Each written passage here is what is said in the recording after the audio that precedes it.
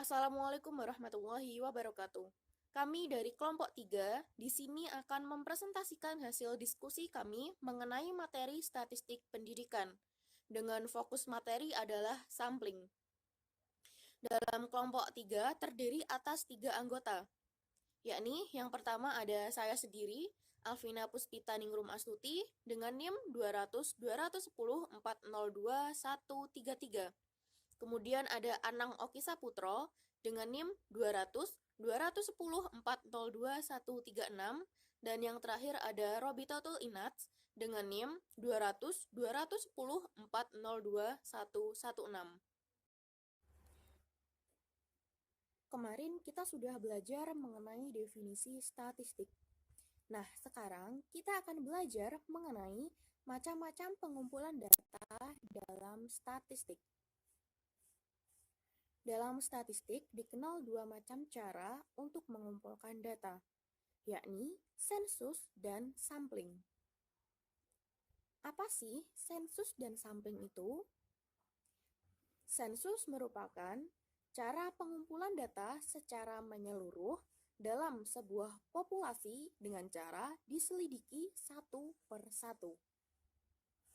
Sedangkan sampling merupakan cara pengumpulan data apabila yang diselidiki berupa sampel dari sebuah populasi.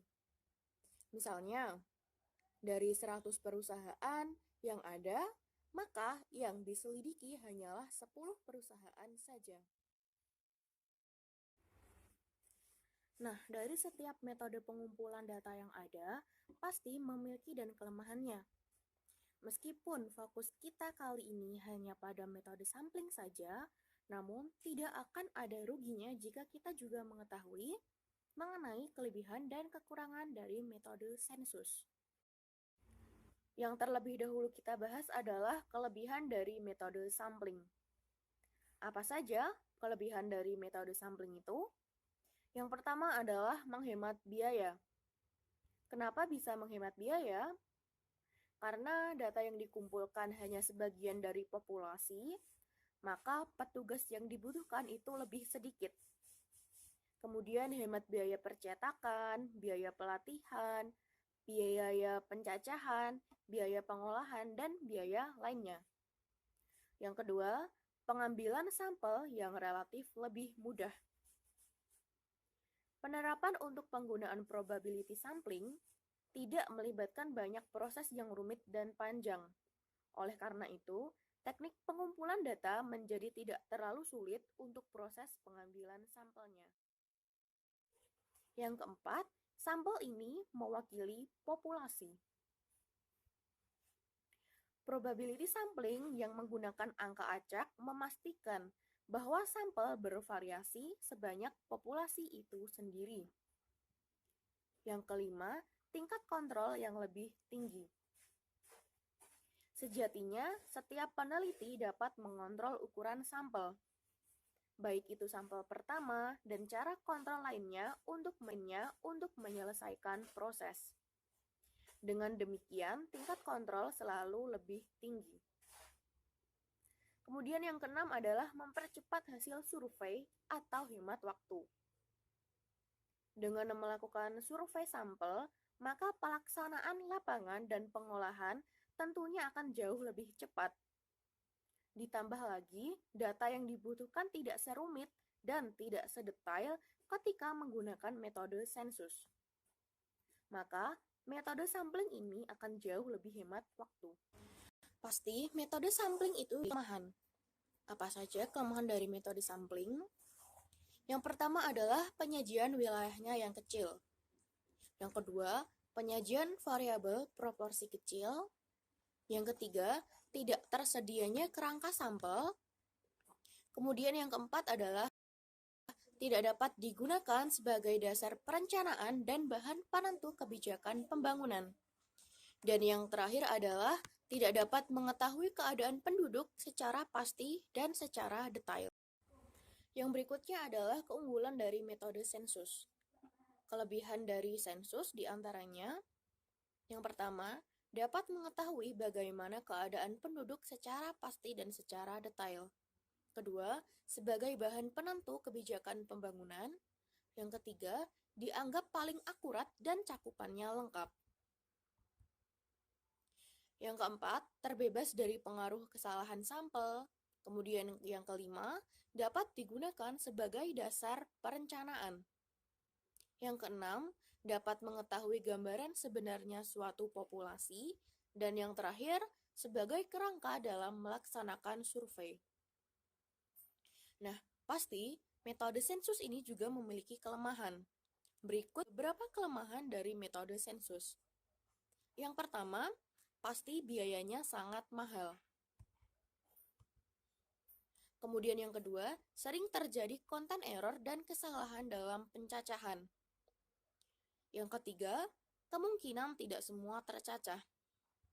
Yang keempat, waktu dilakukannya sensus itu jaraknya cukup lama, yakni 10 tahun. Sehingga dalam jangka waktu 10 tahun itu pasti banyak perubahan data yang tidak mungkin diperoleh kembali. Yang kelima, waktu pelaksanaannya cukup lama.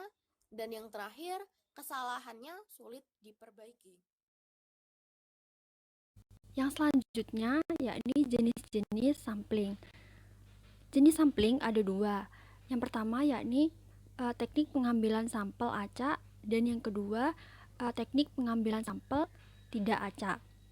Nah, teknik pengambilan sampel acak yang pertama adalah teknik pengambilan sampel acak sederhana. Teknik pengambilan ini itu menggunakan kaidah peluang untuk menentukan proses pengambilan sampelnya.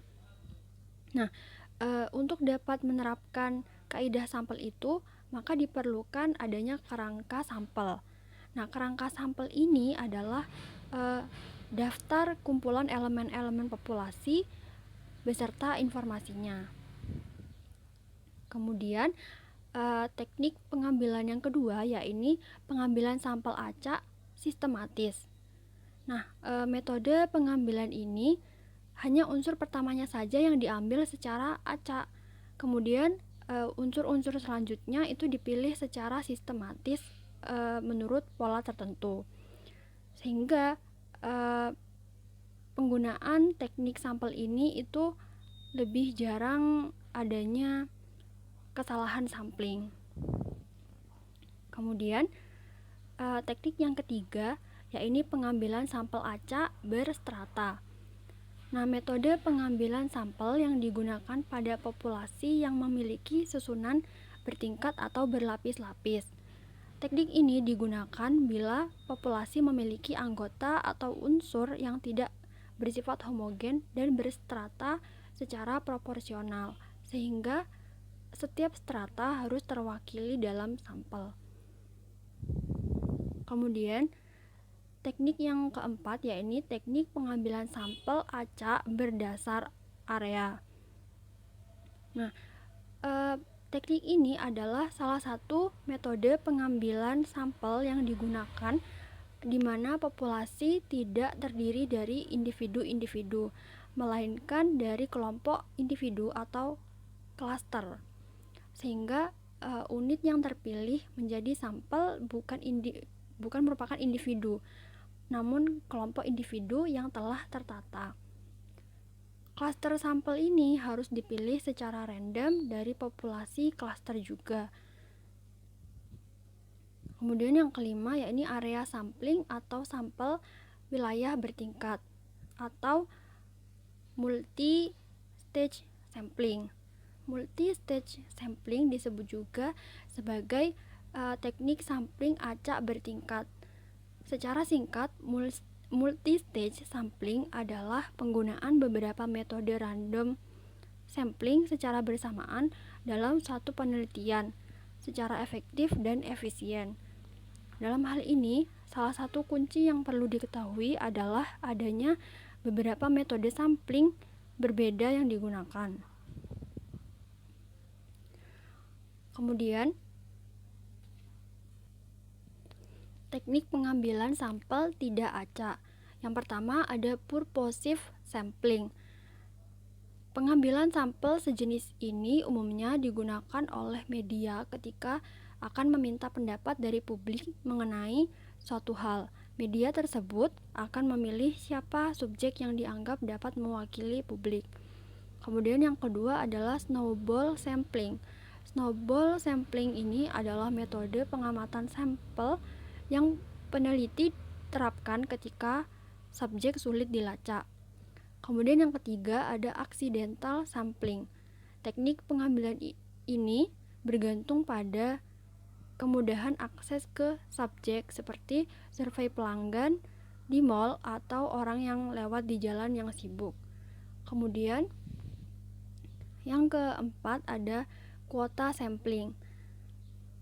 Apabila ingin menggunakan metode kuota sampling, maka seseorang peneliti harus menerapkan standar sebelumnya, sehingga ia bisa memilih sampel yang akan digunakan untuk merepresentasikan populasi. Kemudian yang selanjutnya, teknik sampel jenuh. Nah, teknik sampling jenuh adalah teknik penentuan sampel bila semua anggota populasi digunakan sebagai sampel. Kemudian yang terakhir yakni sampling sistematis. Teknik sampling sistematis merupakan teknik sampling yang menggunakan nomor urut dari populasi, baik yang berdasarkan nomor yang ditetapkan sendiri oleh peneliti maupun nomor identitas tertentu, ruang dengan urutan yang seragam, atau pertimbangan sistematis lainnya. Baik, baik, baik, baik. Selanjutnya saya akan menjelaskan materi.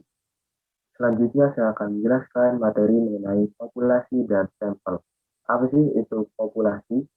Populasi adalah seluruh objek yang akan diteliti. Jadi, misalnya jika kita melakukan sebuah penelitian mengenai pengaruh motivasi belajar terhadap prestasi belajar bahasa Indonesia di SMA Negeri 1 Klaten, maka populasinya adalah seluruh siswa SMA Negeri 1 Klaten. Jika siswanya 1.000 orang siswa, maka populasinya adalah 1.000 siswa. Jika siswanya ada 2.000 siswa, maka populasinya adalah 2.000 siswa juga. Karena populasi itu sendiri adalah seluruh objek. Lalu bagaimana dengan sampel? Sampel adalah perwakilan dari populasi. Jadi jika populasi dari siswa SMA Negeri 1 Klaten adalah 1.500 orang, maka sampelnya itu tidak akan sampai mencapai 1.500 orang, namun hanya ada beberapa saja, misalnya 150 orang. Nah, dari 150 orang ini nantinya itu akan diteliti, dan hasil dari penelitian 150 orang ini akan mewakili 1.500 orang yang tadi. Jadi kata kuncinya adalah jika populasi itu seluruh objek, maka sampel itu hanya perwakilan dari satu objek. Nah, seperti itu. Baik, saya akan menjelaskan materi mengenai pengukuran gejala pusat. Apa sih pengukuran gejala pusat itu? Pengukuran gejala pusat adalah suatu ukuran yang digunakan untuk mengetahui kumpulan data mengenai sampel atau populasi yang disajikan dalam tabel atau diagram. Pengukuran gejala pusat ini ada 3, yaitu yang pertama ada modus. Modus adalah teknik penjelasan kelompok yang didasarkan atas nilai yang sedang populer atau nilai yang sering muncul dalam kelompok tersebut. Contoh modus, perhatikan soal berikut ini. Soal yang pertama, dari hasil observasi atau pengamatan terhadap pegawai di Departemen X adalah data seperti itu.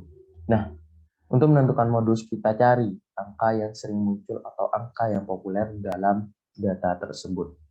Nah, di sini kita mulai dari angka 20. Di sini angka 20 hanya ada 2. Lalu 45. Nah, 45 di sini ada banyak, ada 5. Tapi kita cek terlebih dahulu, kita cek dulu. 60 di sini ada 1, 56 hanya ada 1. Nah, di sini kita sudah jelas ya bahwa 45 adalah angka yang sering muncul atau angka yang populer dalam data tersebut. Jadi dapat dikatakan di soal yang pertama ini modusnya adalah 45. Lanjut yang kedua. Tentukan modus dari data berikut ini. 20, 21, 25, dan seterusnya. Kita tentukan, kita cari terlebih dahulu angka mana yang sering muncul atau yang populer itu dalam data tersebut.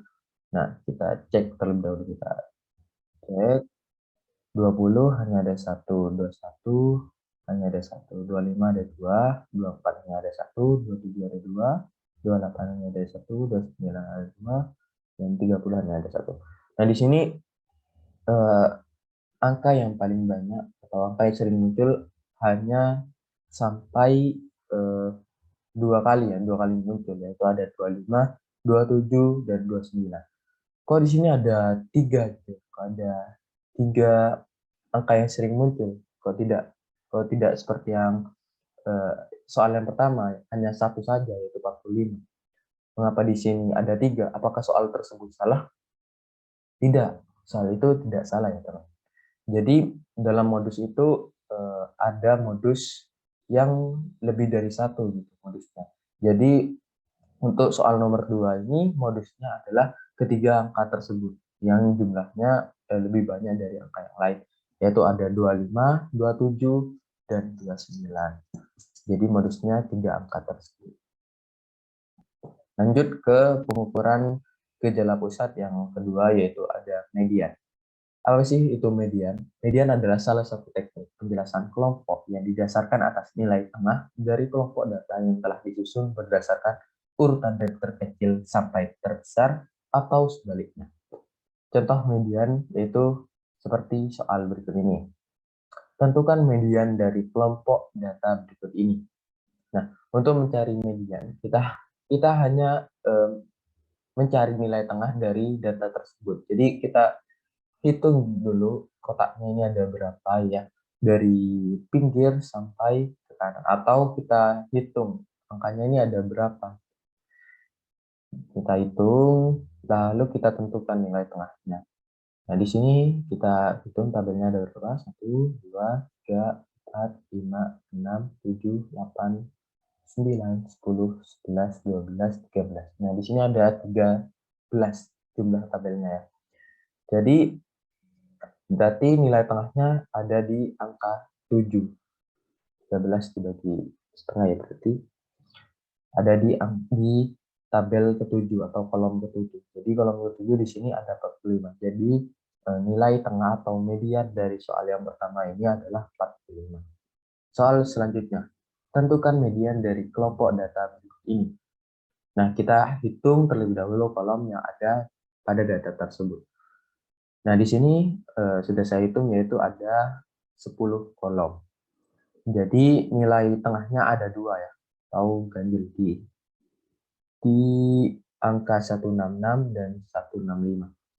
Bagaimana kalau mediannya ada 2 atau nilai tengahnya ada 2? Apakah soal tersebut salah? Tidak ya teman-teman. Namun tidak benar juga kalau mediannya adalah 166 dan 165 seperti modus yang tadi. Kalau modus kan boleh lebih dari 1. Kalau median itu mediannya tuh harus 1, tidak boleh ada 2 angka gitu ya. Jadi bagaimana cara mencari median di data yang genap seperti ini ya, yang ada 2 gitu nilainya. Bagaimana caranya? Caranya adalah dengan menambahkan kedua nilai tengah tersebut terus dibagi 2, yaitu 166 ditambah 165 lalu dibagi 2. Jadi hasilnya 165,5. 165,5. Jadi mediannya adalah itu. Lanjut ke pengukuran gejala pusat yang ketiga, yaitu MEAN atau nilai rata-rata. MEAN merupakan teknik penjelasan kelompok yang didasarkan atas nilai rata-rata dari kelompok tersebut. Dengan rumus seperti yang ada di PPT, yaitu M sama dengan sigma XI per N. M di sini artinya adalah mean atau rata-rata, lalu sigma atau epsilon itu untuk membaca jumlah gitu ya. lalu XI nilai X ke I sampai N. Jadi kalau ada sigma XI, jadi itu jumlah dari nilai X ke I sampai N. Lalu ada N, yaitu jumlah individu. Contoh soal, 10 pegawai di PT Samudra berpenghasilan per minggunya adalah sebagai berikut, atau dalam satuan ribu rupiah. Nah, kita cari mean atau nilai rata-rata dari data tersebut. Yaitu bagaimana caranya? Kita jumlahkan semua data ini dari nilai ke-1 sampai ke N atau jumlah terakhir yang teratas itu. Kita jumlahkan. Yang pertama ada 60 ditambah 90. Karena di sini 90 ada 2, kita cukup tulis 1 saja.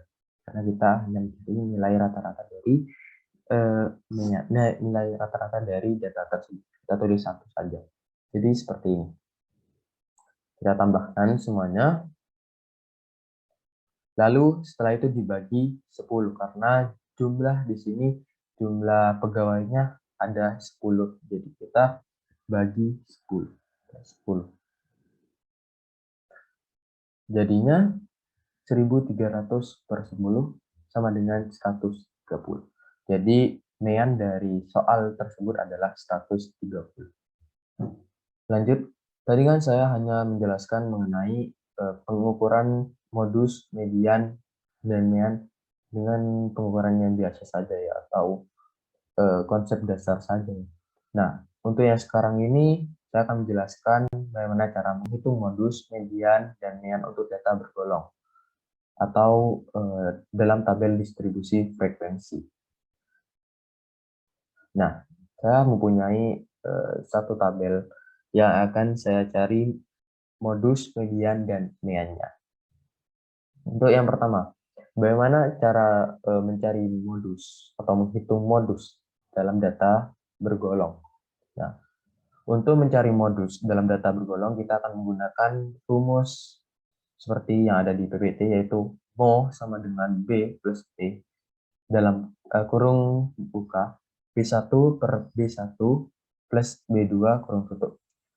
Mo sendiri itu adalah modus, lalu B itu batas bawah kelas interval dengan frekuensi terbanyak, lalu P panjang kelas interval dengan frekuensi terbanyak, B1 frekuensi pada kelas modus dikurangi frekuensi kelas interval sebelumnya atau sebelum kelas modus.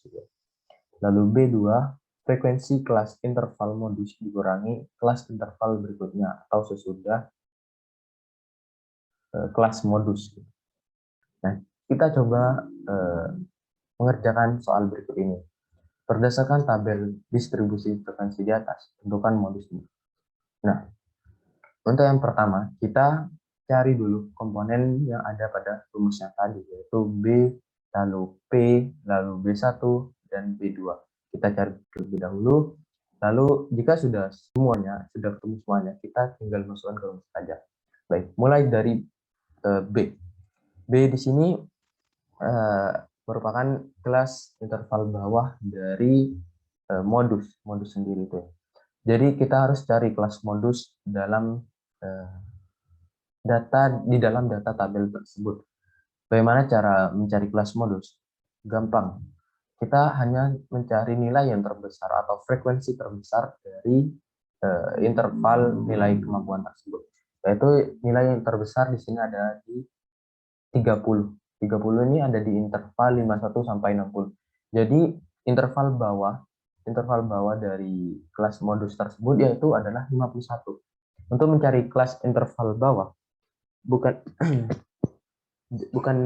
terus karena kelas modusnya ada di 30, jadi interval bawahnya adalah 51, bukan.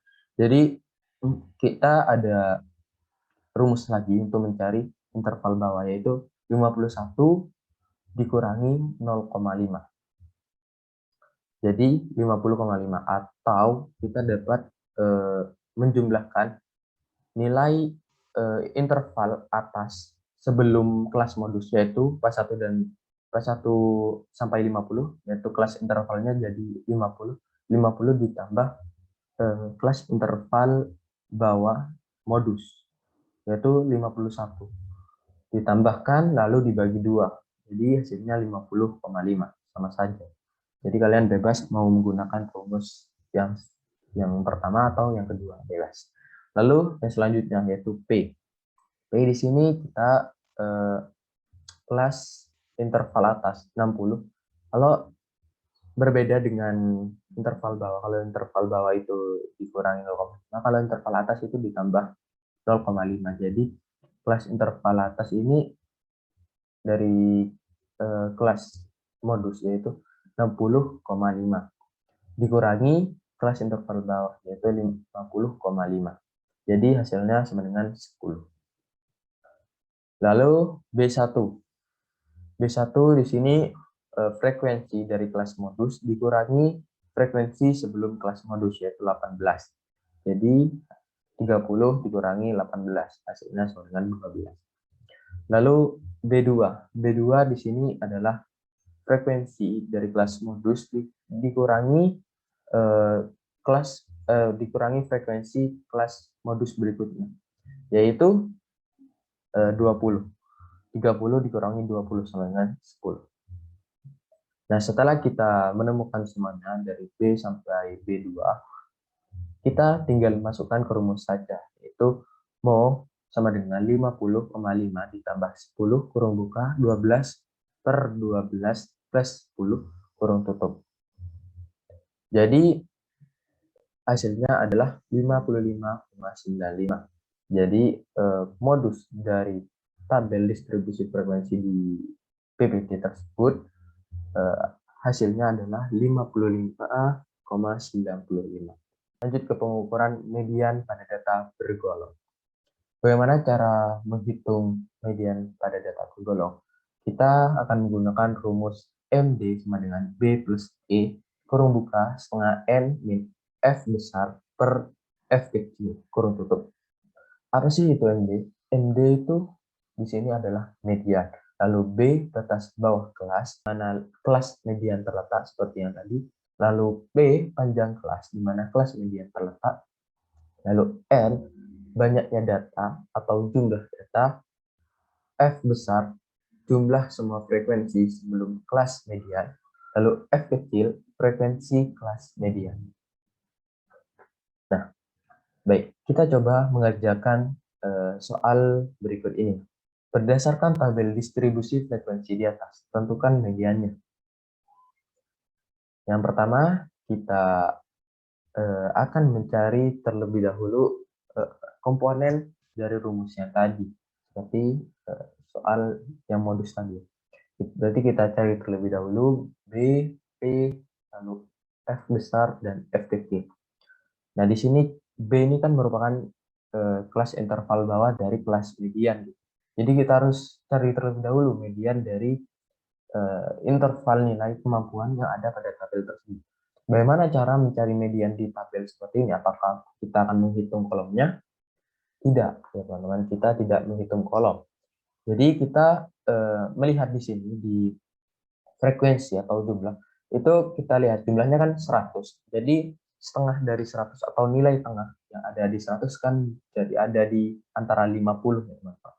Antara di 50. Jadi kita cari di mana letak frekuensi 50 itu berada. Jadi kita jumlahkan dari yang pertama itu dari 2 ditambah 6 ditambah 18 terus sampai kita menemukan letak angka 50. Kita tambahkan terlebih dahulu. 2 tambah 6 sama dengan 8, 8 tambah 18 26, 26 tambah 30 sama dengan 56. Jadi kelas median berada di 30 karena 56 ada letak 50 ada di 30, yaitu nilai tengah dari 100.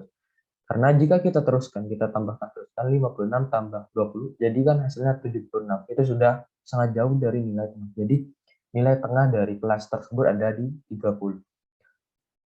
Yaitu ada di 56, ada di kelas 51 sampai 60. Jadi bagaimana cara mencari B ini? Cara mencari B ini ada dua rumus seperti yang saya jelaskan tadi, yaitu yang pertama dikurangi 0,5, lalu yang cara kedua kita kurangi dengan kelas interval sebelum median, yaitu 50. Jadi sama ya, hasilnya akan sama. Lalu yang P ini panjang kelas, yaitu ya bagaimana cara mencari panjang kelas? Ya, seperti tadi, kelas interval atas yaitu 60,5. Kalau interval atas itu ditambah 0,5. 60,5 dikurangi 50,5 kelas interval bawah. Jadi hasilnya dengan 10. Lalu F. F di sini merupakan jumlah dari sebelum frekuensi median. Jadi kita jumlahkan dari 2 sampai 18, yaitu ada 26. Lalu F kecil. F kecil di sini merupakan letak frekuensi dari kelas median itu sendiri, yaitu ada di 30. Nah, setelah kita menemukan semua komponen ini, kita masukkan saja ke rumus yang tadi, yaitu MD sama dengan B plus P kurung buka setengah N min F per F kecil, yaitu 50,5 ditambah 10 kurung buka 50 min 26 per 30 kurung tutup. Lalu kita kerjakan. Dan di sini saya menemukan hasil akhirnya yaitu 58,5. Jadi median dari tabel distribusi yang ada di PPT ini, yang ada di soal kedua ini, yaitu 58,5. Lanjut ke cara menghitung mean pada data bergolong. Untuk menghitung mean pada data bergolong, kita menggunakan rumus sebagai berikut ini, yaitu me sigma fi xi per sigma fi. Me itu adalah mean untuk data bergolong, fi jumlah data sampel, lalu FIXI perkalian antara frekuensi tiap kelas dengan nilai tengah kelas. Sigma itu menyatakan jumlah. Jadi jika ada sigma FIXI, jadi itu artinya adalah jumlah perkalian antara frekuensi tiap kelas dengan nilai tengah kelas. Lalu untuk sigma FI itu adalah jumlah data set. Mari kita mencoba mengerjakan soal berikut ini. Berdasarkan tabel distribusi frekuensi di atas, tentukan mean. Nah, jadi kita harus cari terlebih dahulu ya jumlah dari frekuensi yang tadi, lalu nilai tengah, dan yang terakhir kita akan mencari FI, XI, yaitu perkalian FI dan XI. Untuk frekuensi jumlah, kita sudah tahu tadi ya, bahwa tadi jumlahnya ada 100, lalu untuk nilai tengah, bagaimana kita mencari nilai tengah? Itu sangat mudah, teman-teman. Kita hanya tambahkan interval nilai kemampuan itu antara interval kelas bawah ditambah dengan interval kelas atas, yaitu 21 tambah 30, hasilnya kan 51. Lalu 51 tersebut kita bagikan dengan frekuensi atau jumlah dibagi 2. Jadi hasilnya di sini 25,5 dan seterusnya. Kita cari semuanya. Nah, jika sudah ketemu seperti ini hasilnya, lalu kita cari FIXI. Bagaimana kita mencari FIXI ini? Caranya gampang. Kita tinggal kalikan frekuensi dengan nilai tengah, yaitu FI dan XI. 2 dikali 25,5. Jadi hasilnya di situ 51. Kita cari sampai ketemu semua. Nah, jika kita sudah ketemu semua, kita jumlahkan dari 51 ditambah 2113 ditambah 819 dan seterusnya hingga menemukan hasil akhir penjumlahan. Nah, hasil dari penjumlahan semua data FIXI ini itu yang disebut dengan sigma FIXI, dan juga yang jumlah dari frekuensi tersebut itu adalah sigma FI. Nah, jika kita sudah ketemu semua komponen yang ada di rumus, yaitu Me sama dengan sigma FIXI per sigma FI, kita tinggal masukkan saja ke angka-angka tersebut, yaitu sigma FIXI ini diisi dengan 6070,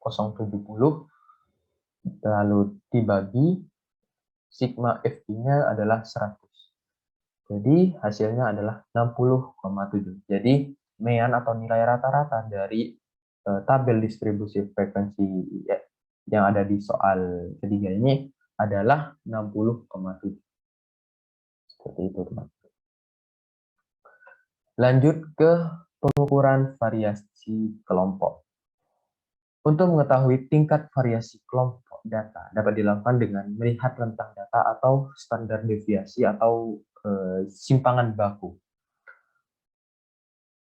Yang pertama, rentan data atau disimbolkan dengan huruf R besar. Rentan data atau data range dapat diambil dengan jalan mengurangi data yang terbesar atau nilai maksimum dengan data yang terkecil atau nilai minimum.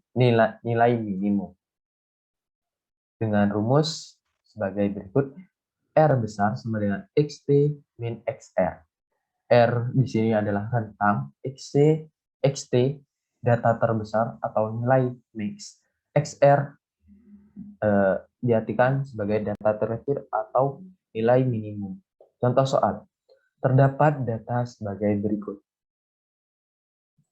Kita cari rentan data atau range dari data tersebut.